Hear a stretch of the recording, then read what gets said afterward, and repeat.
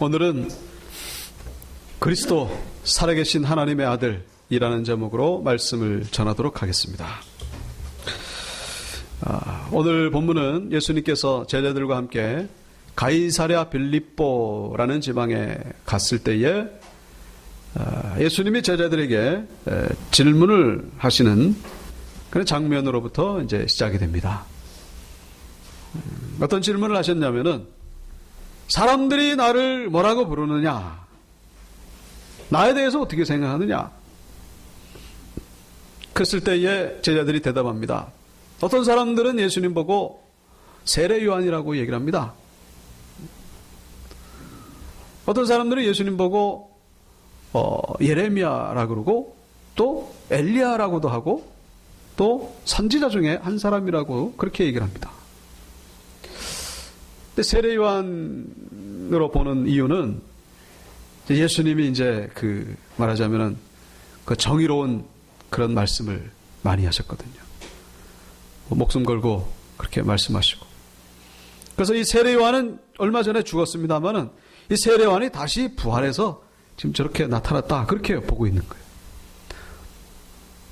엘리야로 보는 이유는 엘리야는 승천했지 않습니까? 안 죽고. 그런데 그 엘리야는 정말 능력의 종이에요. 능력의 종. 하늘에서 불을 떨어지게 하고. 그러니까 저 예수님은 엘리야가 다시 내려온 분이구나. 그 사람들이 그렇게 생각했다는 거예요. 또 예레미야로 보는 이유는 예레미야는 선지자거든요. 눈물이 많은 선지자. 그러니까 예수님이 예루살렘 성을 보면서 눈물을 흘리시고 하나님의 말씀을 전하니까 이 선지자 중에 저분은 예레미야다. 예레미야는 저 옛날 구약 시대 사람인데 그 다시 이제 부활했다. 그렇게 얘기를 하는 것이죠. 자, 이러한 대답에 예수님은 결코 예수님이 원하는 그런 대답이 아니었죠. 그래서 예수님 이번에는 제자들에게 물어보시는 거예요. 백성들은 그렇다 치더라도 이 제자들은 나하고 3년 동안 동고동락했으니까 내가 누군지를 분명히 알 텐데 하는 그런 기대감을 가지고 물었던 것이죠. 그랬을 때에 이 베드로가 정답을 얘기를 합니다. 그 정답은 바로 주는 그리스도시요 살아계신 하나님의 아들이십니다. 이 대답을 하니까 예수님께서 참 기다렸다는 듯이 칭찬하시면서 내가 복이 있도다. 사실은 너가 이렇게 알게 된 것은 너가 안 것이 아니라 하나님의 감동, 성령의 감동으로 그렇게 알게 된 것이다. 그렇게 막 칭찬을 하십니다. 이 백성들의 대답과 이 베드로의 대답, 어떤 결정적인 차이가 있습니까? 이 차이가 있다면은 바로 백성들은 예수님을 사람으로 본 거예요. 베드로는 하나님으로 본 것이죠. 예수를 하나님으로 보느냐 사람으로 보느냐 이 차이죠. 하나님과 사람 이 비교가 됩니까? 비교한다는 자체가 하나님 앞에서 참 죄스러운 것이죠. 사람은 구원자가 될 수가 없기 때문에 아무리 지혜롭고 위대하고 능력이 있다고 해도 사람은 피조물이에요. 피조물. 특별히 죄의 문제에 있어가지고 죽음의 문제에 있어가지고는 속수무책 아무것도 못합니다. 그래서 우리 사람은 이 소망이 대상이 될 수가 없죠. 사람은 우리에게 구원을 줄 수가 없어요. 오직 죄의 문제, 죽음의 문제, 영혼의 문제, 이것은 오직 하나님만이 하실 수가 있는 것이죠. 여러분, 우리는 예수님을 하나님으로 믿어야 됩니다. 하나님으로 믿어야 되는데 이게 자꾸 현실 때문에 사람으로 믿어가는 그런 경향이 있어요. 예수님이 나에게 뭘 해줬나? 예수님이 과연 나의 삶의 이 고난을 해결해 줄 수 있을까? 아유, 안 되겠지. 그런 의심을 가지게 되죠. 그건 인간 예수. 우리는 예수님을 다시금 하나님으로 고백하는 이 신앙이 예배 때마다 회복이 돼야 된다는 것이죠. 기도할 때마다. 이 믿음 회복하고 돌아가는 게 바로 예배 시간이에요. 이번에 미국의 트럼프가 대통령 당선됐을 때에 막 아주 시비가 아주 어느 때보다도 극명하게 엇갈리는 것을 보게 됩니다. 그래가지고 캐나다 이민국 홈페이지가 마비가 됐다고 해요. 그러니까 캐나다로 이민 가려고. 그러니까 트럼프가 통치하는 이 미국에서 못 살겠으니까 반대했던 사람들이 이제 가려고. 근데 우리나라도 아주 그냥 그거 못지않게 아주 민감하게 반응을 합니다. 주식값이 아주 그냥 폭락을 해버리고 아주 예민하게 반응을 합니다. 우리 기독교인들은 어떻게 바라봐야 될 것인가? 어떻게 바라봐야 됩니까? 우리 신앙인들에겐요, 누가 당선되느냐 이게 중요한 게 아니에요. 당선되기 전에는 각자 나름대로 소신 있게 최선을 다해야죠. 그러나 당선되고 나면은 하나님의 섭리구나, 하나님의 뜻이구나. 누가 당선되느냐가 중요한 게 아니라 내가 여전히 하나님을 바라보고 있느냐, 이것을 증명해야 된다는 것이죠. 이것을 확인해야 돼요. 여전히 우리 교회가 하나님을 바라보고 있느냐? 왜냐? 여러분, 우리 민족의 구원자는요, 저 미국의 대통령이 아니에요. 북한의 위협으로부터 우리 경제적인 발전과 성장을 일으켜 줄 수 있는 자는 미국의 대통령이 아니고 전능하신 하나님이라는 사실이죠. 이 믿음을 우리가 잃지 말아야 된다는 것이죠. 우리나라 대통령에 대한 시각도 마찬가지예요. 대통령 뭘 해줄 수 있겠습니까? 그냥 대통령은 그냥 그 자리에 있어가지고 자기의 일을 최선을 다해서 할 뿐이에요. 뭘 그렇게 기대를 하려고 하십니까? 뭘 그렇게 실망하시고. 어저께 강화문에 모여가지고 대통령 하야라고 집회를 12시가 넘도록 하더라고요. 참 안타깝습니다. 뭐 안타까운 이유가 각자 다르겠지만은 하여튼 저도 안타까워요. 바라기는 우리의 시각을 좀 더 전능하신 하나님께로 돌려야 된다는 것이죠. 사람을 보니까 실망하고 사람을 보니까 분노가 나고 그런 전능하신 하나님, 우리의 구원자는, 우리의 진짜 대통령 왕은 하나님이십니다. 왜 사람 때문에 왔다 갔다 하고. 하나님 바라볼 때에 우리가 어떻게 해야 할지 행동 방향이 결정이 된다는 것이죠. 주는 그리스도시요 살아계신 하나님의 아들이십니다. 베드로의 신앙 고백. 이 문장을 헬라어로 하면은 이예수 그리스도 데오스 휘오스 조조 그렇게 합니다. 근데 이 첫머리, 단어의 첫머리 글자만 딱 떼면은 뭐가 되느냐? 익두스가 돼. 익두스. 익두스가 무슨 뜻이냐? 물고기라는 뜻이에요. 그래서 이 초대교회 때 이 신앙인이라고 그리스도인이라고 밝혀지면은 감옥에 갇히고 그럴 때에 서로 이 물고기 모양 가지고 서로 확인하는 거예요. 땅바닥에다 몰래 이렇게 물고기 모양을 그립니다. 그러면 이분이 신앙인이면은 자기도 이렇게 물고기 모양 그리죠. 아, 그러면 서로 신앙인이구나. 그렇게 암호의 비밀을 그렇게 주고 받았다는 거예요. 오늘 본문에서 이 베드로가 이 대답을 했을 때에 예수님이 말씀하시죠. 너 그렇게 대답한 거 참 잘했지만은 사실은 하나님이 알려준 거다.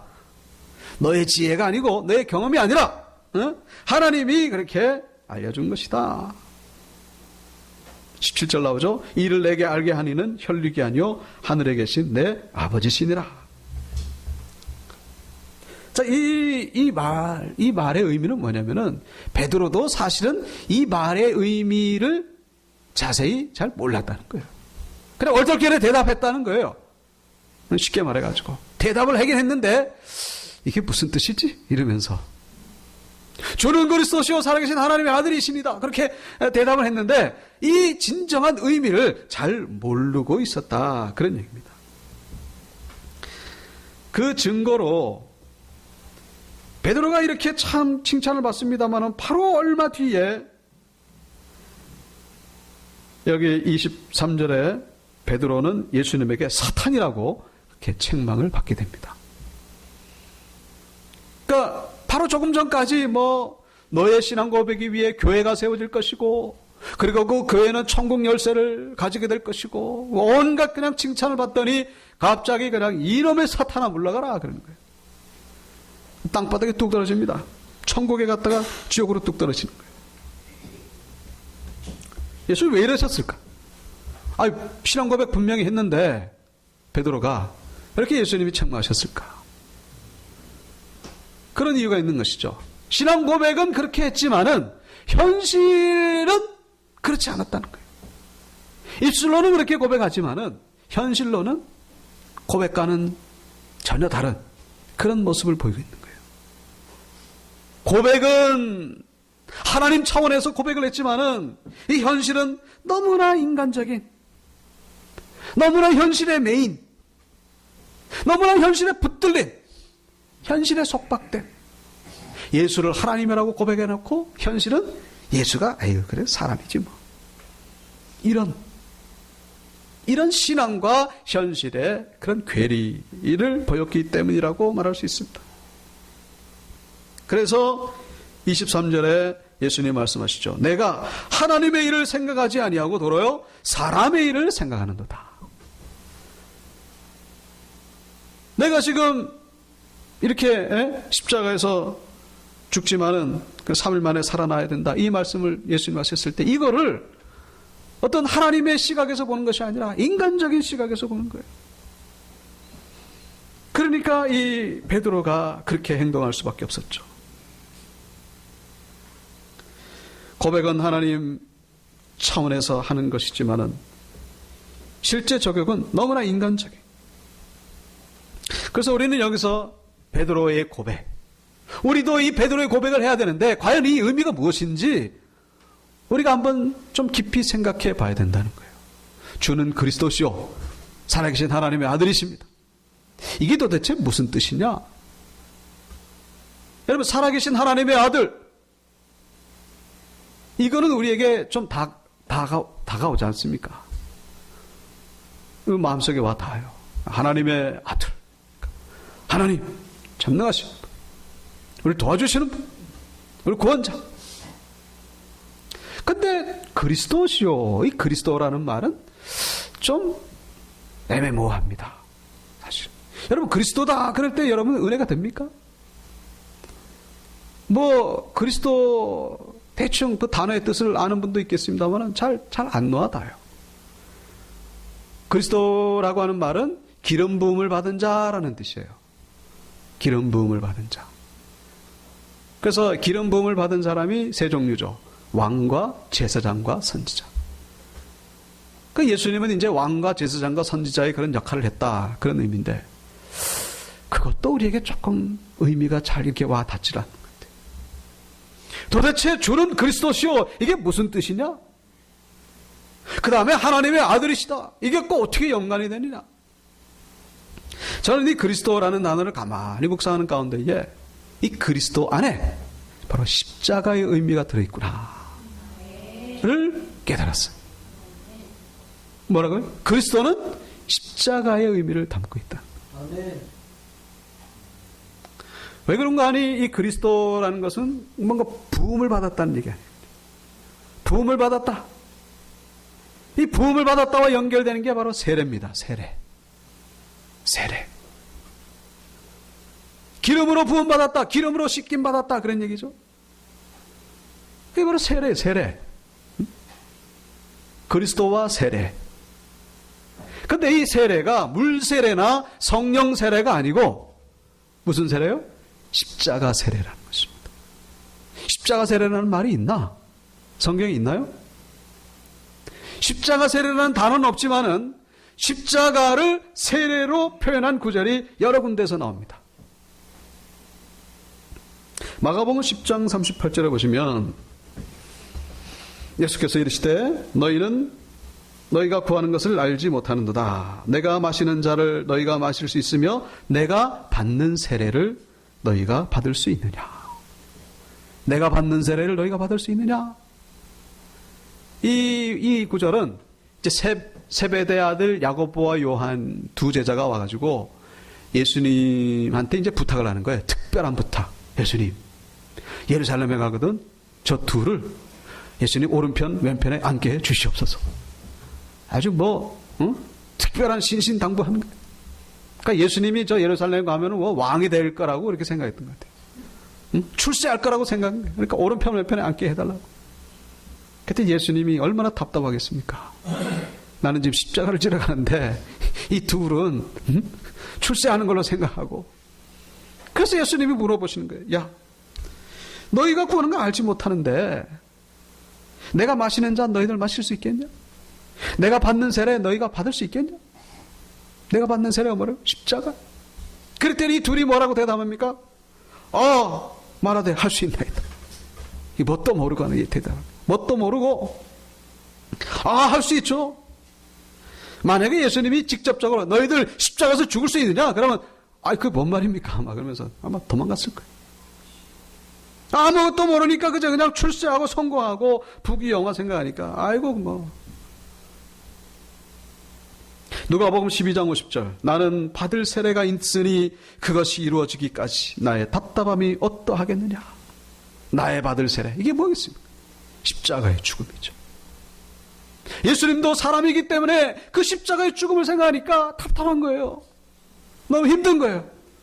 그러니까 겟세마네 동산에서도 이 잔을 내게서 옮기시옵소서. 그런 고뇌에 찬 기도를 하는 것을 우리가 보지 않습니까? 십자가 세례. 예수님은 십자가 세례를 지금 받을 것을 생각하고 계시는 거예요. 자, 그런데 이 그리스도는 세례고 세례는 십자가고 이 세 단어가 함께 쓰이고 있는 것을 여러 군데에서 보게 됩니다. 로마서 6장 3절 무릇 그리스도 예수와 합하여 예수가 아니라 그리스도 예수 그리스도 예수와 합하여 세례를 받은 우리는 그의 죽으심과 합하여 세례를 받은 줄을 알지 못하느냐. 갈라디아서 3장 27절 누구든지 그리스도와 합하여 세례를 받은 자는 그리스도로 옷 입었느니라. 골로새서 2장 12절 너희가 세례로 그리스도와 함께 장사되고. 세례 그리스도 장사는 뭐예요? 십자가잖아요. 십자가. 자, 그러니까 주는 그리스도시요 살아계신 하나님의 아들이십니다. 여기서 그리스도는 십자가를 의미하는 것이고 살아계신 하나님의 아들은 뭡니까? 부활이죠. 부활. 그래서 이 베드로의 신앙 고백을 다시 정리하면은 주는 그리스도시요 살아계신 하나님의 아들이십니다. 이 말은 곧 주는 십자가에서 죽으실 분이요 또한 다시 부활하실 분이십니다. 이 고백이라는 것이죠.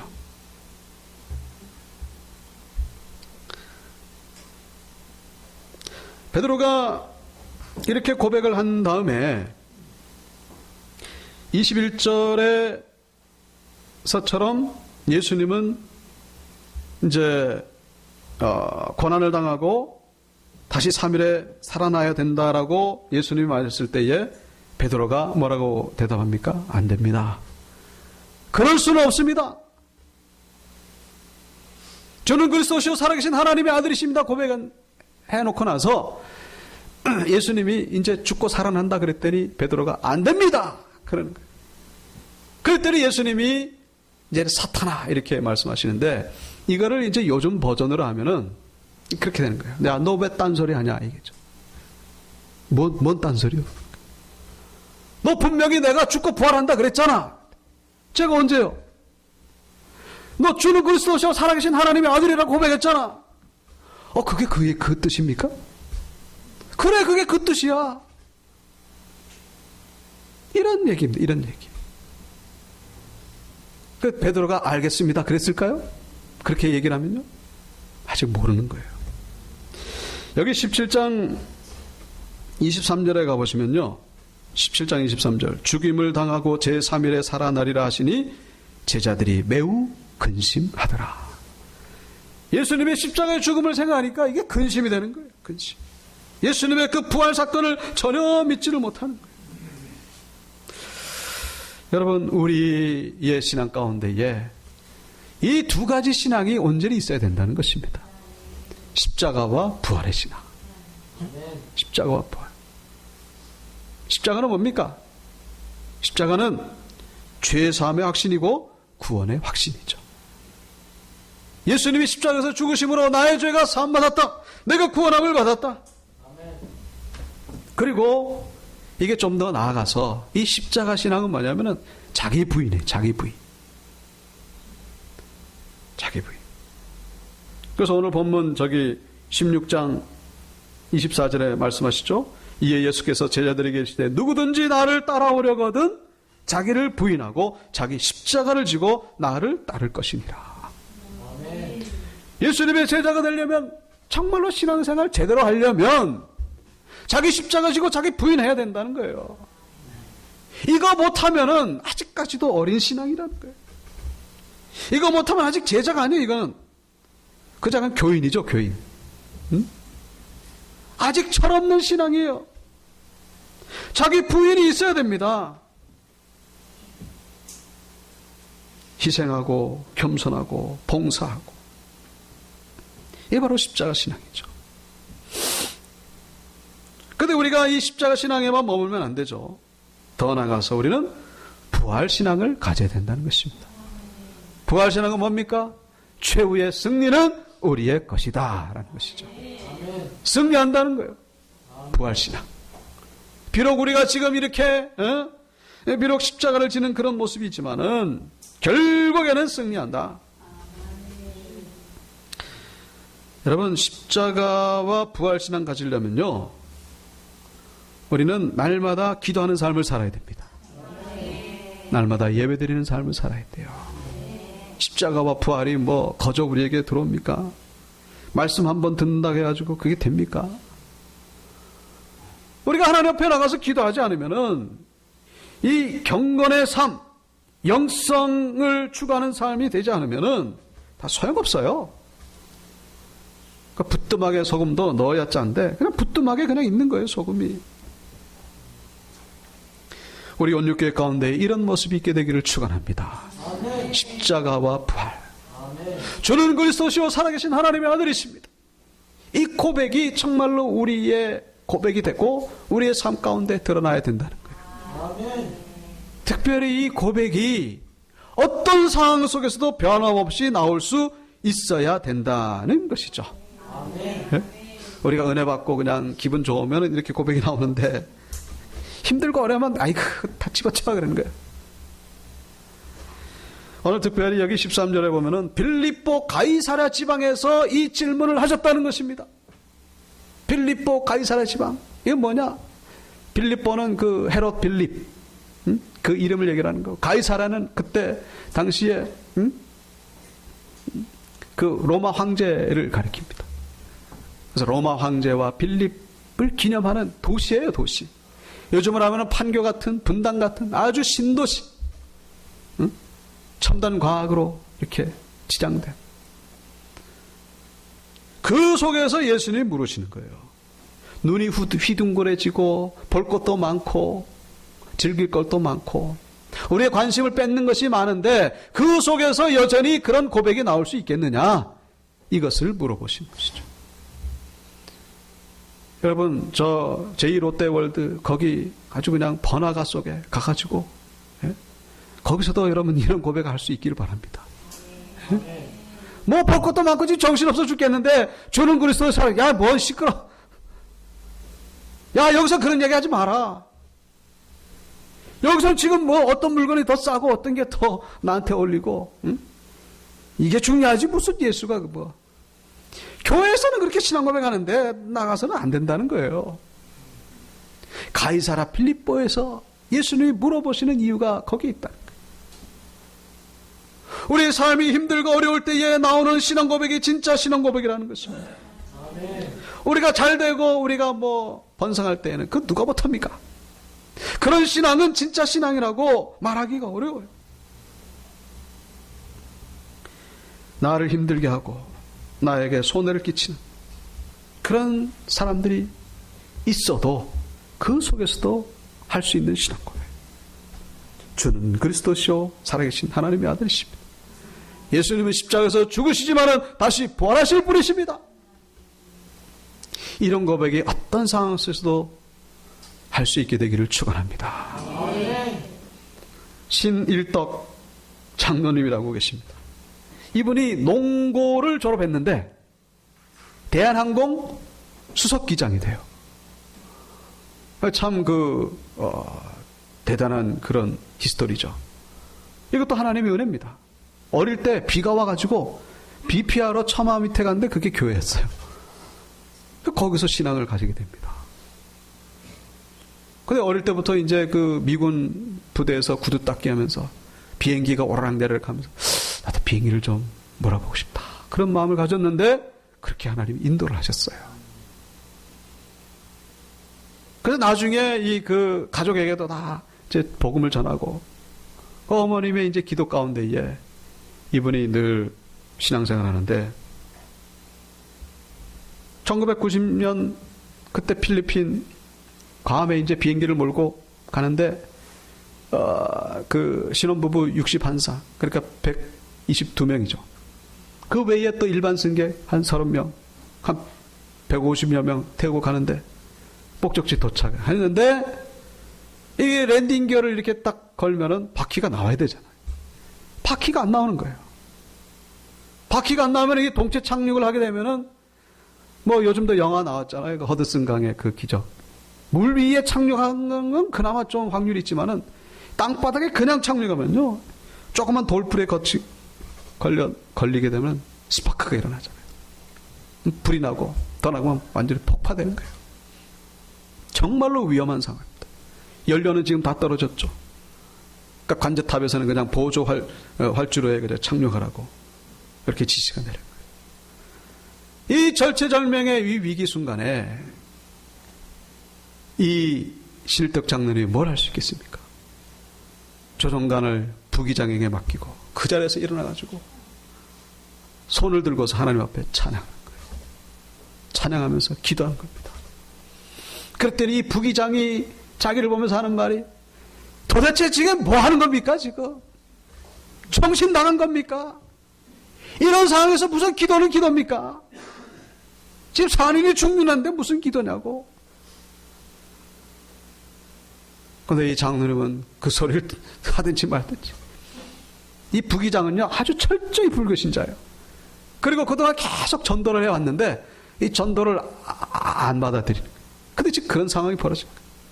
그래서 이 장로님이 기도를 하나님 이 상황에서 그냥 비행기가 떨어지면 저 부기장은 예수 안 믿습니다. 응? 저는 어떻게 되는 겁니까? 하나님 구원하여 달라고. 그러면서 막 기도를. 그 지금 막 언제 떨어질지 모르는데. 그런데 그때 갑자기 환상을 보게 되고 아이들의 찬양 소리를 듣게 돼요. 그러면서 이 장로님은 이 기도의 응답을 받았다는 확신을 가지게 되죠. 하나님이 응답하셨구나. 할렐루야! 그러면서 다시 그 기어 랜딩을 내려보라고. 그래요? 내렸는데 놀랍게도 바로 전까지만 해도 꿈쩍도 안 하던 그 기아가 솔솔솔솔솔 풀리면서 바퀴가 내려옵니다. 근데 그동안에 지금 그 승객들은 막 불안하고 초조해가지고 머리를 전부 다 무릎에 얹고서 뭐 비명도 질렀겠죠. 근데 그런 상황에서 무사히 착륙하니까 얼마나 기뻐하고 즐거워하겠어요. 환호성이 터지는 거예요. 그래가지고 이 진짜 영화에 나올 법한 그런 상황이죠. 일일이 약수하면서 예수 믿으라고. 그러고 나서 이제 이 조종석에 갔더니 이 부기장이 뭐 하고 있냐면은 저 구석에 앉아 쭈그려 앉아가지고 가만히 있는 거예요. 뭐 하냐고. 그랬더니 죄송합니다. 잘못했습니다. 정말 하나님의 살아계심을 제가 이제서야 알겠습니다. 제가 그동안 기장님을 너무나 욕하고 비난했는데 제가 잘못했습니다. 제가 불교 신자지만은 제 살면서 이런 전혀 경험하지 못했던 일입니다. 이제부터 저도 기장님이나 교회를 다니겠습니다. 예수 믿기로 결정한 거예요. 그리고 나서 몇 달 뒤에 이 부기장이 안 보이는 거예요. 어디 갔나 알아봤더니 이 부기장이 미국 가가지고 신학교를 들어가요. 그래서 목사가 됐어요. 목사가 돼가지고 거기서 복음 전하고. 이 신일덕 장로님은 이제 은퇴해가지고 지금 그 섬 선교 열심히 다니고 있습니다. 이분이 10,000명 전도하겠다고 젊었을 때 하나님 앞에 헌신했거든요. 열심히 복음을 전하고 있습니다. 이런 일뿐만 아니라 아주 기적적인 일들이 많아요. 오늘 분명히 이런 고백을 가진 자는 어떻게 된다고? 음부의 권세가 이기지 못할 것이다. 음부의 권세가 이기지 못하는 거예요. 이 신앙 고백이 분명할 때에 그리고 천국 열쇠를 준다고 말씀하셨어요. 열쇠가 있어야 열고 잠그죠. 열고 잠그는 거예요. 열쇠가 없으면 안 됩니다. 열면은 천국이 쏟아져 오는 것이고 잠그면은 잘 보장하는 것이고 여러분에게 이 고백을 통하여 천국 열쇠가 주어지게 되기를 축원합니다. 말씀을 마치겠습니다. 예수 그리스도는 그리스도시요 살아계신 하나님의 아들이십니다. 어떤 상황에서도 이 고백으로 승리하게 되기를 주님의 이름으로 축원합니다.